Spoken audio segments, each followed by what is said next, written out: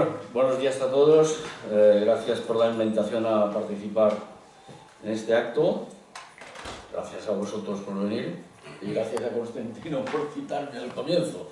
Sintonizo buena parte de lo que has, en muy buena parte de lo que ha expresado Constantino en su intervención.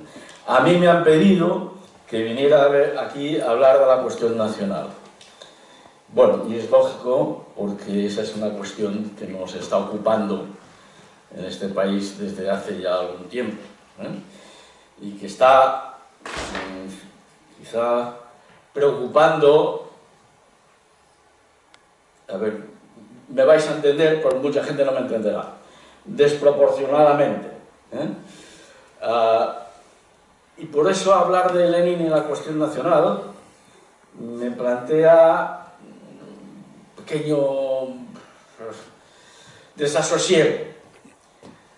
¿Cuál es? Pues que estoy viendo que en la Cataluña en la que vivimos, pues Lenin está siendo reducido a una, lo voy a decir un poco provocadoramente, pero creo en lo que digo, a una especie de Wilson rojo. Está reduciéndose a uno de los muchos temas que abordó, trató y practicó,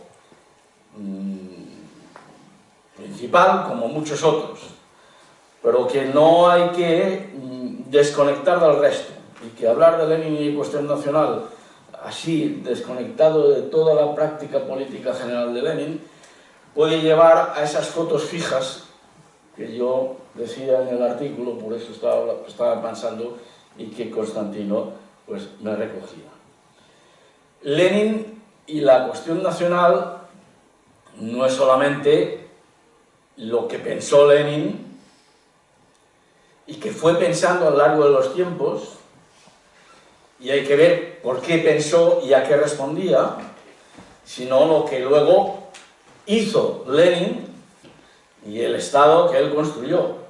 Y por tanto, la aplicación práctica de una determinada posición, respondiendo a las realidades que surgieron y que no fueron las esperadas, porque sucesivamente lo que esperó Lenin en el curso del desarrollo revolucionario y en el curso de la cuestión nacional también, no fue lo que se produjo, y tuvo que responder, por tanto, al desmentido que la realidad le hizo. Voy a poner un ejemplo flagrante.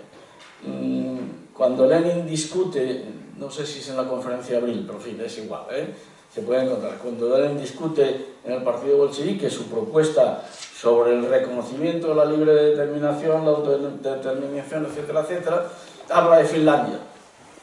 Y dice, ahora lo traduzco coloquialmente, no os preocupéis, es que Finlandia no se va a independizar, Finlandia se va a unir a nosotros, va a haber aquí una revolución y se va a unir a nosotros. ¿Qué pasó? Exactamente lo contrario.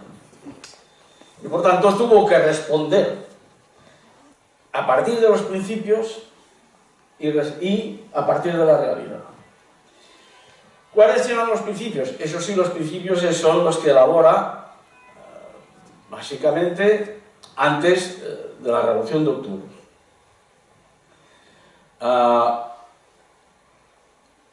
No los elabora de una vez, los elabora respondiendo a situaciones concretas.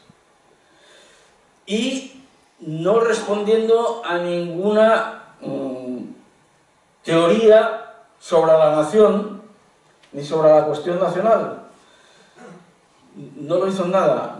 Yo en otro momento y en otro acto he dicho, bueno, Lenin aborda la cuestión nacional como aborda la cuestión campesina. Nunca quiso Lenin entrar en si el MIR era o no era. Y nunca quiso Lenin entrar en qué cosa era la nación. Y eso se lo reprocha a Stalin. Haber hecho ahí una codificación que ha hecho mucho daño en el pensamiento y en la práctica comunista, la de Stalin. Hélène Carrère d'Ancos, que es una historiadora, bueno, que hay que tomar con precauciones, con pinzas, pero que tiene un trabajo que sobre la cuestión, los bolcheviques y la cuestión nacional, me ha parecido siempre muy útil, distingue entre pensar la cuestión nacional y vivir la cuestión nacional. Dice Lenin y los bolcheviques, a partir de octubre del 17, tuvieron que vivir la cuestión nacional. Y eso fueron, como decimos aquí, figas de una otra panera. Fueron cosas diferentes. En todo caso, ¿qué es lo que pensó en su primera etapa? El que pensó está desarrollado en diferentes textos o en diferentes propuestas. Para mí, los textos claves, los más ricos, porque son los que matiza más. Lenin no siempre matiza, y después menciono una cuestión que yo creo que Lenin sistemáticamente deja de matizar y que a mí me incomoda. Pero en todo caso, en esos textos matizó y desarrolló, son los textos que escribe entre 1913 y 1914.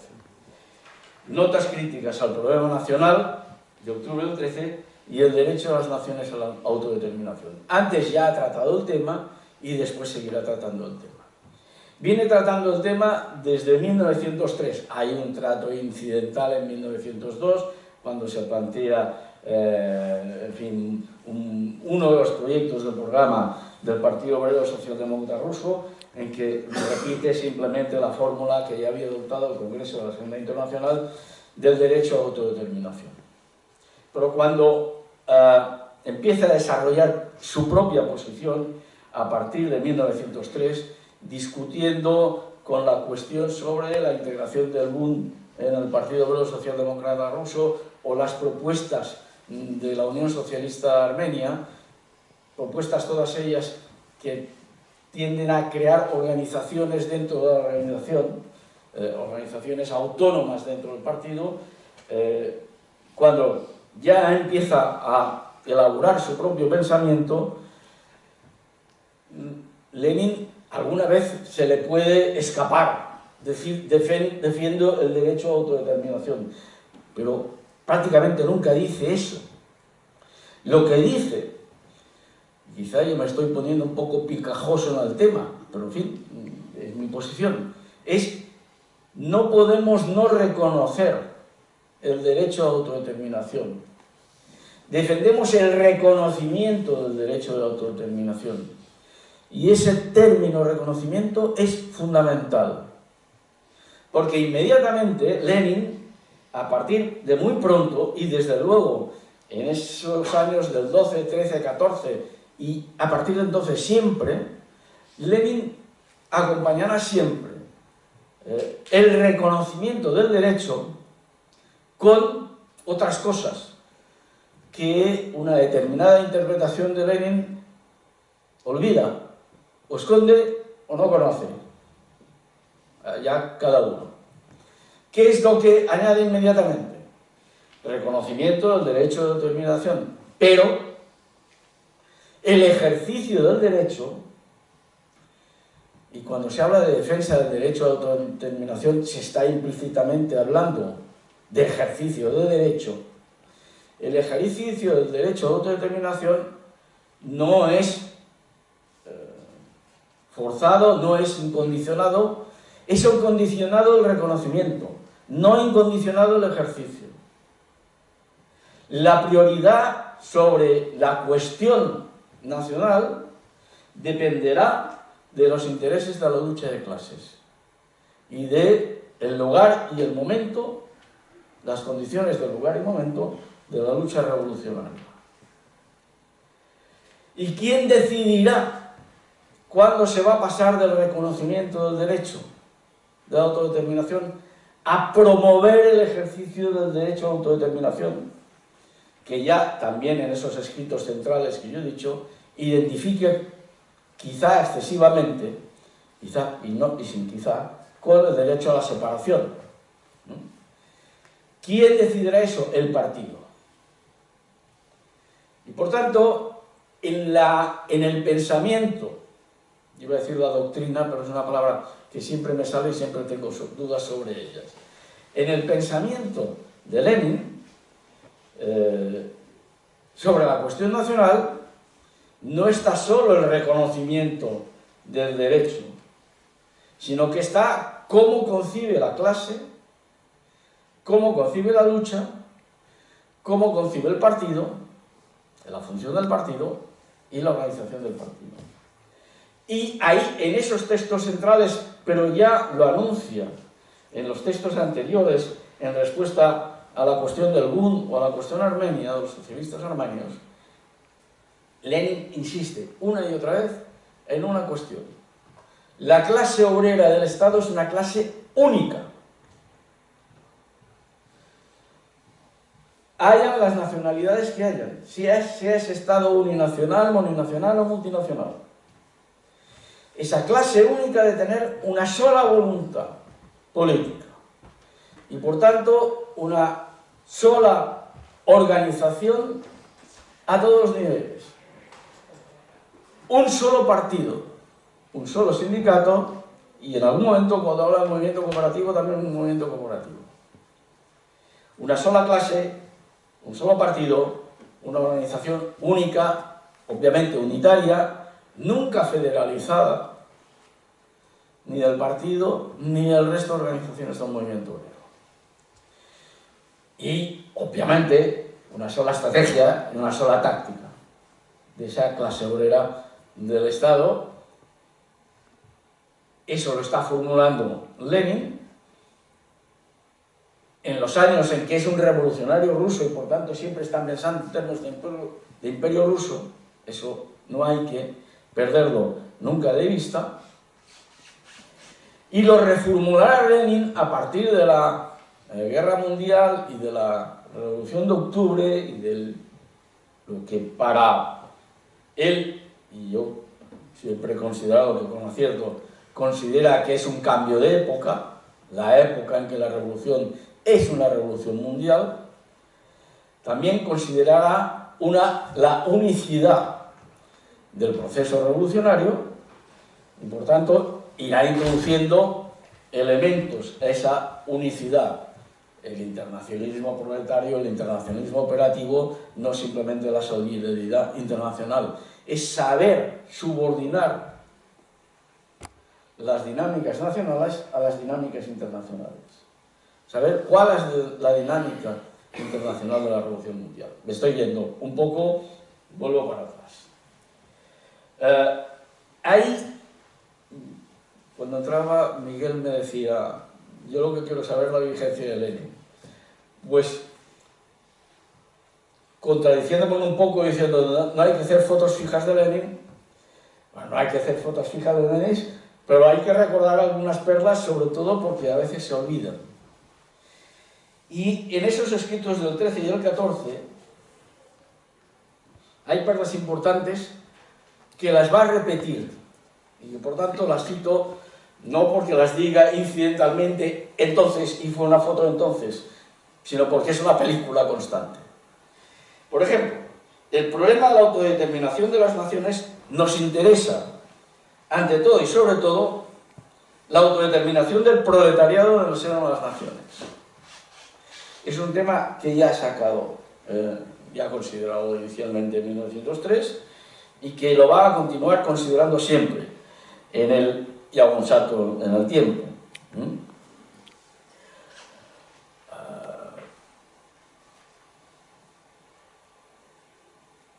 En el debate sobre la autodeterminación que se va a hacer en el 8º Congreso del Partido Comunista Ruso Bolchevique en marzo del 19, ya volveré sobre él, cuando discute con las interpretaciones restrictivas, porque también puede haber interpretaciones restrictivas de la autodeterminación proletaria con Bukharin y con Piatakov, Lenin, contra lo que a veces se dice, no responde absolutamente no lo puede responder porque es algo que está considerando desde un primer momento. Y está diciendo, en estos momentos y en el contexto de lo que estamos discutiendo, que es la situación del Estado soviético, la autodeterminación de la clase trabajadora, la autodeterminación del proletariado, tiene sentido como forma concreta de la autodeterminación cuando se ha producido ya la escisión entre proletariado y burguesía. Es decir, cuando la burguesía se ha puesto enfrente del Estado soviético, se ha puesto en una posición contrarrevolucionaria. Vale, vuelvo a otra perla. En la cuestión de la consideración de la cuestión nacional y de la implicación de la cuestión nacional en la lucha revolucionaria, los socialdemócratas lucharán contra los... Esto es textual, y que cada uno piense a ver a qué le suena. Contra los privilegios y violencias de la nación opresora y ninguna tolerancia con el afán de privilegio de la nación oprimida. Y una de las cosas que dirá de manera recurrentemente es que el proletariado de las naciones oprimidas ha de reconocer el derecho a la libre determinación de las naciones oprimidas, pero que el proletariado de las naciones oprimidas ha de defender la unidad de unos y de otros y la unidad de la lucha y del Estado que resulte de la lucha. La posición de Lenin sobre la cuestión nacional no es simplemente lo del derecho a autodeterminación, sino que es todo. ¿Sí? ¿Me estoy explicando, más o menos? Esa cuestión de principios se va a intentar siempre. La Gran Guerra convierte a Lenin en otro tipo de revolucionario, pasa a ser revolucionario ruso, revolucionario mundial. Ahora no explicaré eso, me estaría metiendo en otra cuestión y no cumpliría la media hora de intervención que se me pide.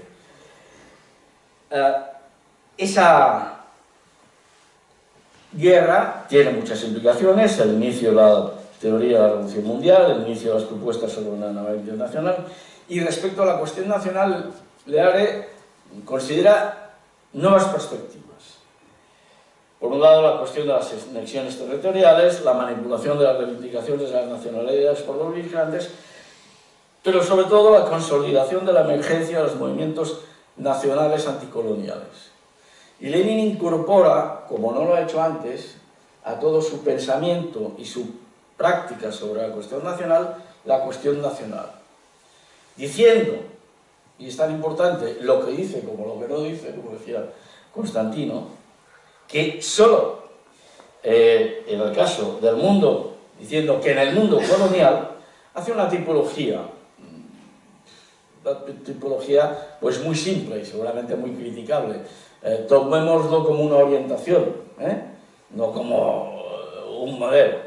Y una topología dice hay tres tipos de países: los países capitalistas avanzados, el este de Europa y los países semicoloniales y coloniales. Y dice, en el mundo colonial el reconocimiento de autodeterminación se pasa a la defensa de la lucha por la independencia. Y por tanto, si antes de la Guerra Mundial él considera que la defensa es la unidad y la separación, porque está pensando la situación de la Revolución Rusa o desarrollos revolucionarios en Europa, como máximo. La separación es algo excepcional. En algún momento dice no, hay el divorcio. No, es que dice, solo cuando la convivencia sea imposible podemos considerar, ¿no? Bueno, ahora se admite la lucha directa por la independencia. No solo la contemplación de que el derecho de autodeterminación es separación, sino la lucha directa por la independencia en el mundo colonial, en el mundo colonizado. Evidentemente, como hay quien eso sí lo sabe, pues se pueden retorcer mucho los análisis y las interpretaciones para considerar situaciones coloniales lo que no son situaciones coloniales, pero eso nos llevaría a otra cuestión.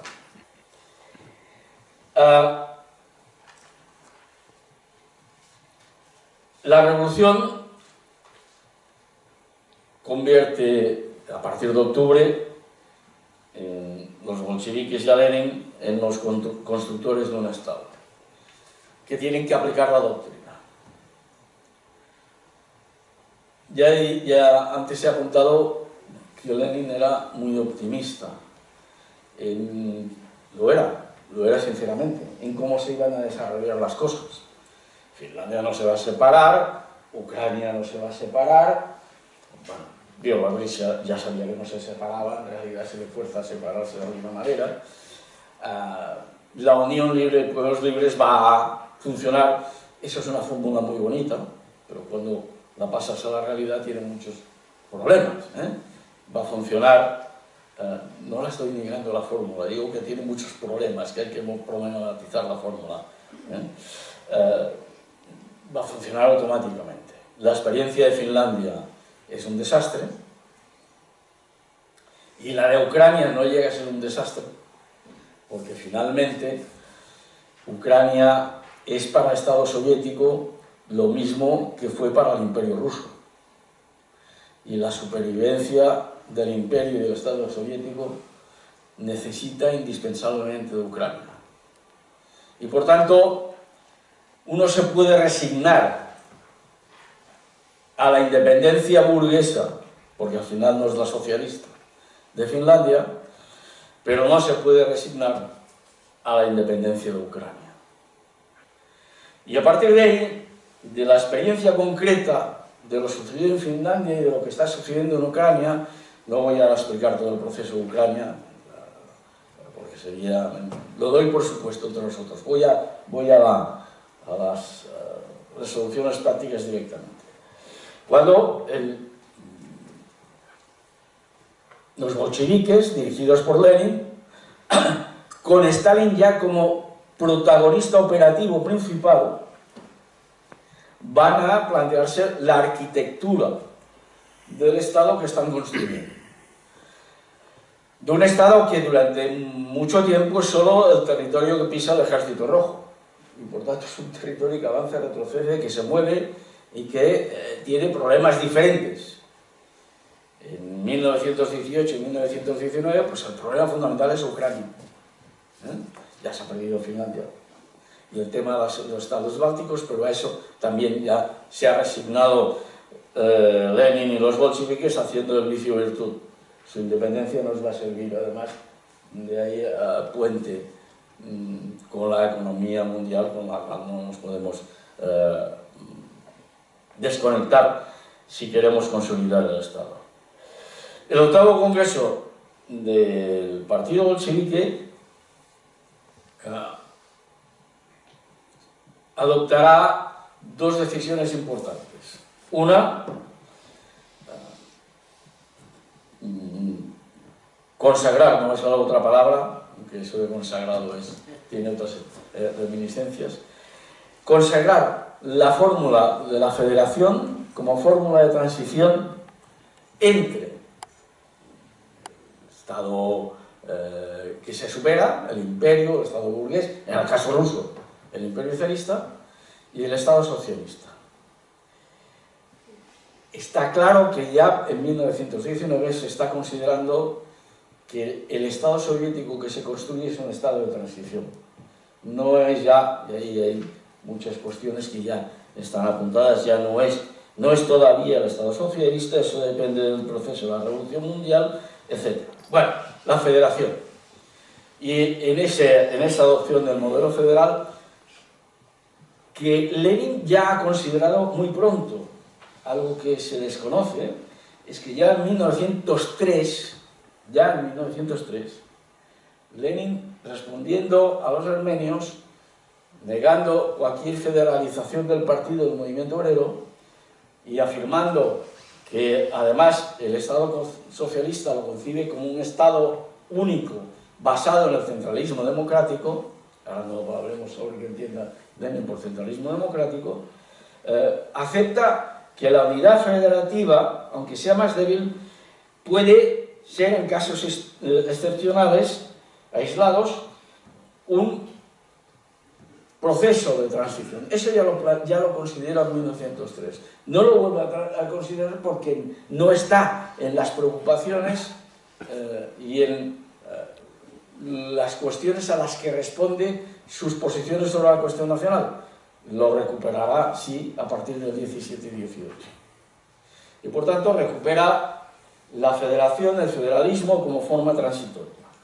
El Congreso, eso ya se pone en marcha en el caso de la República Socialista Federativa Soviética de Rusia. La sigla es un poco cacofónica, y el octavo Congreso hace dos cosas: consagrar la idea de la federalización como la orientación para construir el conjunto del Estado soviético, poner el modelo de la República Socialista Federativa Soviética de Rusia, el ejemplo de la República como modelo a seguir en la medida en que la República se construye sobre una base de reconocimiento de autonomías regionales y locales de diferente grado, repúblicas y regiones autónomas. Y por tanto, esa mezcla, en las cuales los derechos generales son iguales, pero las atribuciones no.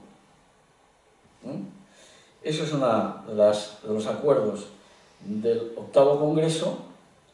Y el otro acuerdo es de acuerdo que si no se tiene en cuenta no hay manera de entender nada. Es el acuerdo que dice, literalmente, porque responde a problemas concretos, que los comités centrales de Ucrania, Letonia y Lituania, no se habla todavía de Georgia porque no está en el panorama en aquel momento, están totalmente subordinados al Comité Central del Partido Comunista Ruso bolchevique. ¿Qué quiere decir eso? Pues que en el fondo, aunque haya territorios autónomos, aunque haya partidos formalmente con una identidad propia, esos partidos, en el contexto soviético, tienen una sola dirección final, que es la dirección del Partido Bolchevique. Entonces, cuando se habla sobre la concepción del Estado por parte de Lenin, que son los defensores de esa moción, ya no digo que Stalin también, hay que considerar que el Estado no son simplemente las instituciones de gobierno, que el Estado incluye quién tiene el poder y quién tiene la autoridad, ese vocablo ruso que identifica poder y autoridad. Y quien tiene poder y autoridad es el partido. Y como quien dice, quien manda, manda y cartuchera al cañón. Y por tanto, todos los debates que hay se hacen teniendo en cuenta eso. Y cuando hay discrepancias sobre atribuciones o división nacional, Lenin, una y otra vez, dice lo que viene a decir, en fin, respetar lo que están pensando los lituanos, los ucranianos, los georgianos, pero si hay una discrepancia grave, aquí quien decide no es una coordinadora, aquí quien decide es el Comité Central del Partido Comunista Ruso. A partir del Congreso, ¿qué tengo? No me acuerdo cómo he empezado, me quedan 10 minutos. A partir del Congreso, del octavo Congreso, se da un salto en la articulación institucional del Estado soviético, que estaba concretado en el caso ruso, pero por concretar en el resto. Habían gobiernos soviéticos en Ucrania, gobiernos soviéticos en Bielorrusia, habían repúblicas, pero ahora se articula un Estado que, si se analiza mal, puede entenderse como confederal, pero que no lo es en absoluto. Un Estado basado en tratados bilaterales. El primero con Azerbaiyán, en noviembre del 20, después con Ucrania, con Bielorrusia, previa invasión del Ejército Rojo, saltándose por encima la autodeterminación burguesa e imponiendo la autodeterminación proletaria, el tratado bilateral con Georgia y el tratado bilateral con Jiva, Bukhara y Armenia. Bueno, tratados bilaterales. Carrer d'Encós lo califica como constelación me parece una buena imagen, porque quien está en el centro de todo ese sistema estatal es la República Rusa, la RSFSR. Son tratados bilaterales entre la República Rusa y Azerbaiyán, entre la República Rusa y Azerbaiyán. Son tratados disimétricos y desiguales. Sí, unión libre de pueblos libres, de acuerdo. Igualdad de las naciones, pero lo único que es igual es el Estado, al final. ¿Me estoy explicando? En esos tratados bilaterales, ejército, economía, finanzas, comercio exterior, suministros, transporte ferroviario y marítimo, correo y telecomunicaciones son atribuciones exclusivas de la República Socialista Federativa Soviética de Rusia. Y también las relaciones exteriores, excepto en el caso de Ucrania, que por razón de las características del conflicto ucraniano de la época, para competir con las ambiciones de Polonia y con las intervenciones primero alemanas, francesas y después británicas, se concede que Ucrania tiene una representación exterior propia. En realidad es una ficción institucional, porque la política exterior de Ucrania es la política exterior del Comisariado para las Relaciones Exteriores de la República Socialista Federativa Soviética de Rusia. La ficción se acabará cuando hay que ir a la conferencia de Génova y hay que obtener de Génova determinados reconocimientos del Estado soviético.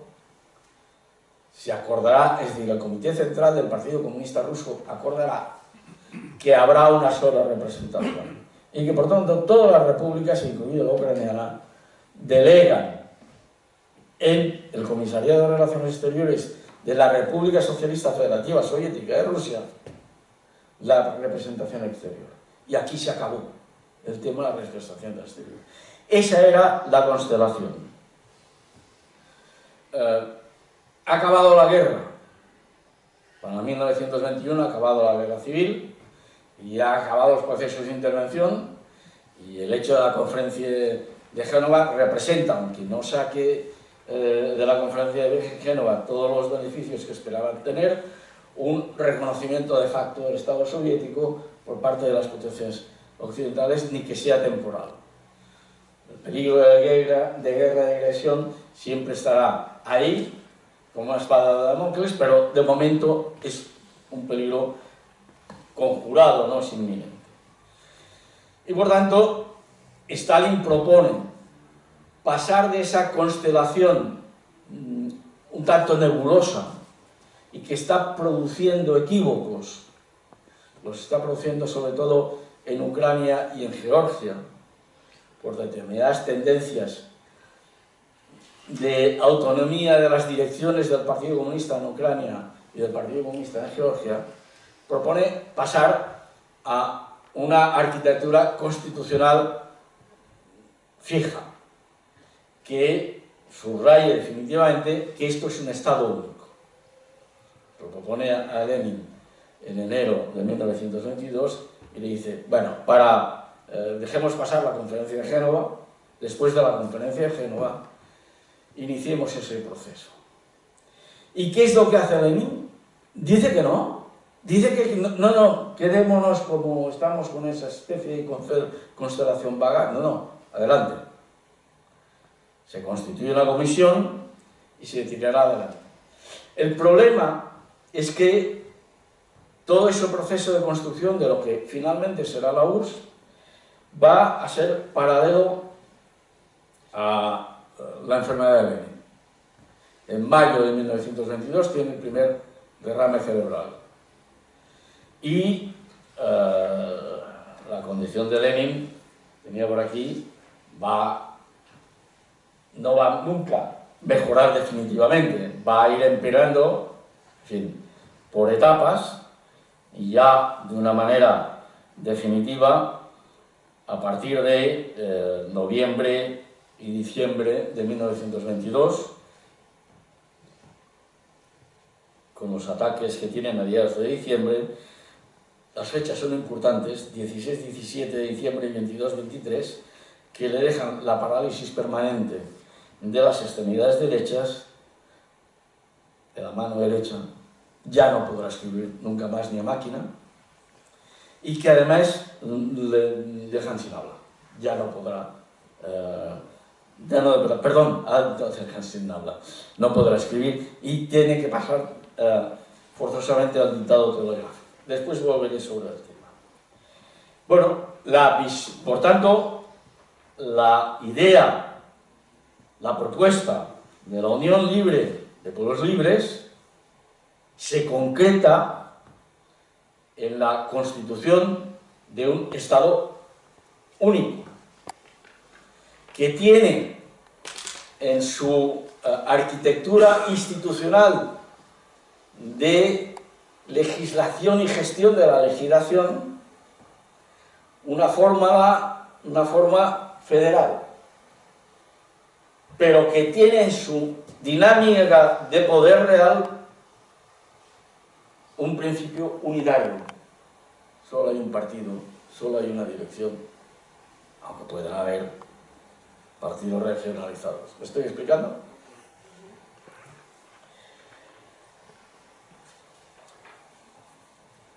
Cinco minutos más, 10 minutos más. El debate sobre la URSS tendrá una primera propuesta de Stalin.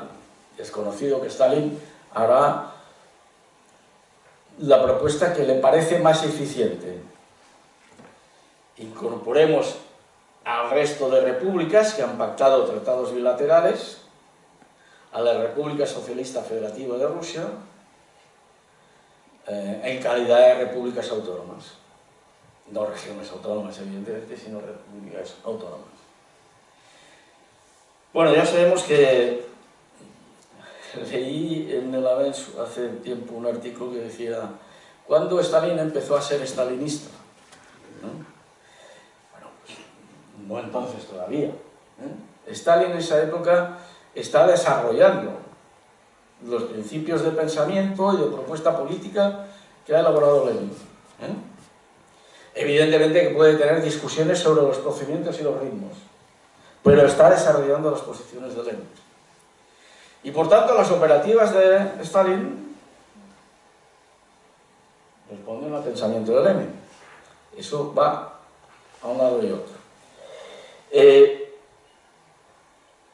Cuando Stalin propone eso, y espero que no me lleven pedradas acusándome de stalinista, lo que dice Stalin, lo que plantea Stalin, es que hace eso para dar una igualdad entre aquellas repúblicas autónomas que están dentro de la República Socialista Federativa Soviética de Rusia y las nuevas repúblicas de Azerbaiyán, Ucrania, Bielorrusia y Georgia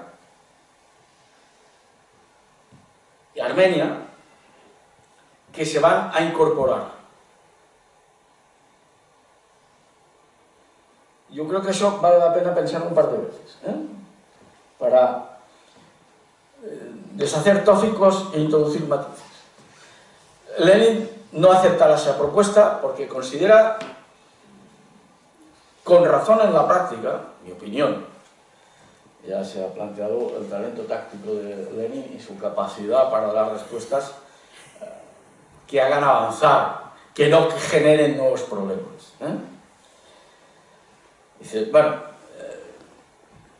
el problema es que eso puede ser identificado por los comunistas georgianos, y más que por los comunistas georgianos, por los georgianos y por los ucranianos. Los bielorrusos no cuentan de la misma manera, e incluso por los azeríes, azerbaiyanos, como una anexión a Rusia. Por lo tanto, eso no es la fórmula inicial de consolidación de un Estado único. No discrepan Lenin y Stalin en que el Estado ha de ser un Estado único. Prefiere que se plantee que como la fórmula es de la igualdad y la unión libre de pueblos libres, como ya se han constituido unas determinadas, la lucha, el movimiento ha constituido unas repúblicas independientes, entre comillas, determinadas, lo que haya es una unificación de la República Socialista Federativa Soviética de Rusia y las otras repúblicas en una nueva unión de repúblicas que Lenin no quiere darle más calificativos en unión de repúblicas de Europa y Asia, una cosa así. Bueno, Stalin accederá a eso y luego seguirá la discusión más en detalle de cómo ha de funcionar los órganos de gobierno y la relación entre el partido y la nueva Unión de Repúblicas Socialistas Soviéticas.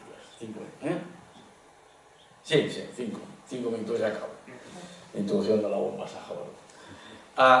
Bueno,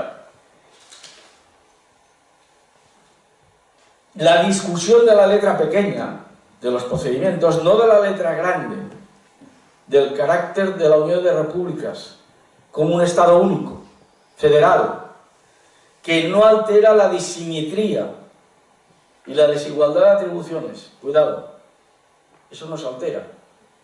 Lenin no plantea modificar la atribución de competencias.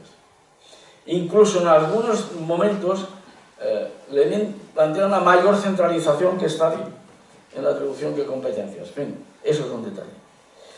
En esa discusión de la letra pequeña se producirá un desencuentro y finalmente una tensión mayor a raíz de la cuestión georgiana, porque para gestionar la unificación del sistema ferroviario del Cáucaso y la aplicación de las políticas de la ANE, se decide crear una federación transcaucásica integrada por Georgia, Armenia y Azerbaiyán. No entro en el detalle porque ya me consumiría los 3 minutos que quedan.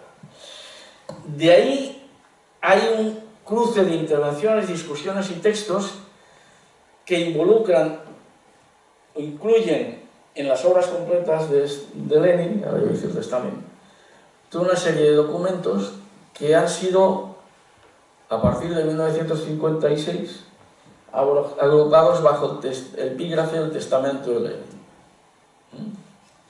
y que presentan la imagen de un enfrentamiento esencial entre Stalin y Lenin y de un acercamiento final entre Lenin y Trotsky. Significativamente, Lenin nunca hizo ningún testamento ni lo pretendió, ni es lógico pensar que lo pretendiera. Y el concepto del testamento de Lenin es posterior y en buena parte procede de Trotsky y también de Krúpskaya cuando encarga determinados textos, hace conocer determinados textos a Cámenes. Lo dejo para el debate. ¿Qué pasa ahí? Que toda esa discusión, digamos, los documentos textuales que en las obras completas aparecen como últimos artículos o testamento de Lenin, deben y han de estar sometidos a juicio crítico por el hecho de que se producen después de la segunda recaída importante de Lenin, cuando Lenin ya no escribe nada directamente, cuando Lenin dicta y cuando todo eso se inscribe su trascendencia posterior en el inicio de la pugna interna en la dirección de la elección del partido bolchevique. Y lo pongo en plan bomba, porque ya que Trotsky hablará en su artículo sobre el testamento de Lenin, ahora no recuerdo si es del 25, si es un artículo posterior a la muerte de Lenin, obviamente, de que Lenin estaba preparando una bomba contra Stalin, y se supone que esa bomba contra Stalin está anunciada en la carta del 4 de enero, en la que se supone que pide relevar a Stalin de la Secretaría General.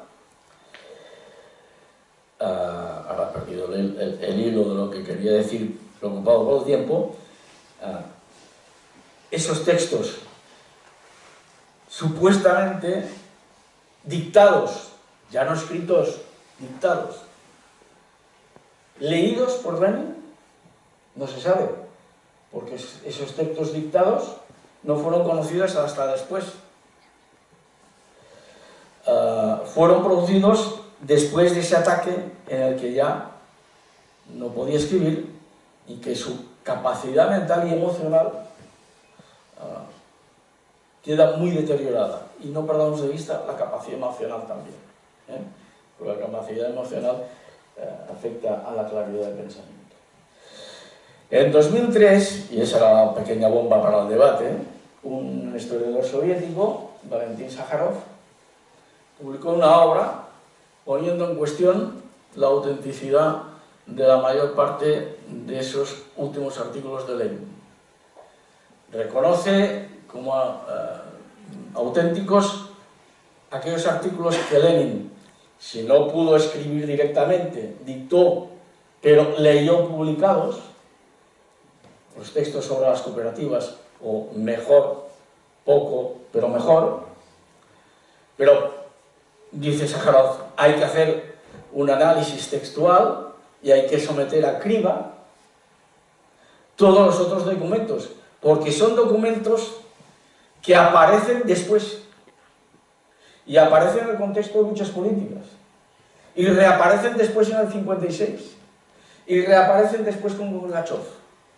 Esa es la tesis de Sájarov. ¿Qué es lo que venía a decir Sájarov? Yo ahora ni quito ni pongo rey y lo dejo para la discusión si se quiere.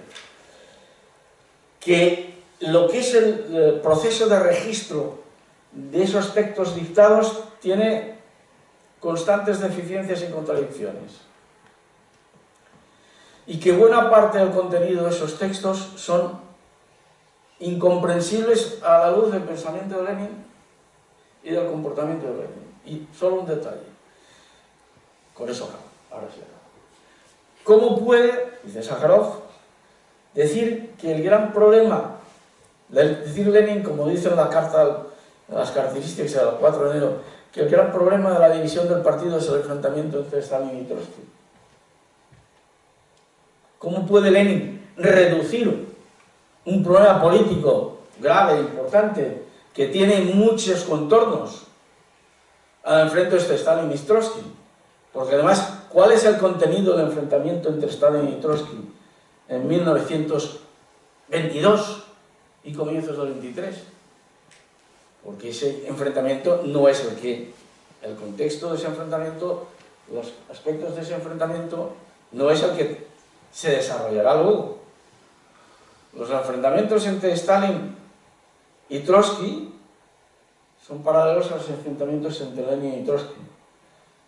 El enfrentamiento sobre el papel de los sindicatos, el enfrentamiento sobre el monopolio del comercio, sobre la ANEP, que Trotsky discute y Stalin defiende con Lenin, en la cuestión del monopolio del comercio exterior, que Trotsky discute y Stalin defiende con Lenin, y la defensa de un Estado único que Stalin plantea y Lenin comparte, aunque difieren en detalles y en cuestiones procedimentales de cómo tratar, por ejemplo, la disidencia georgiana. Y lo dejo.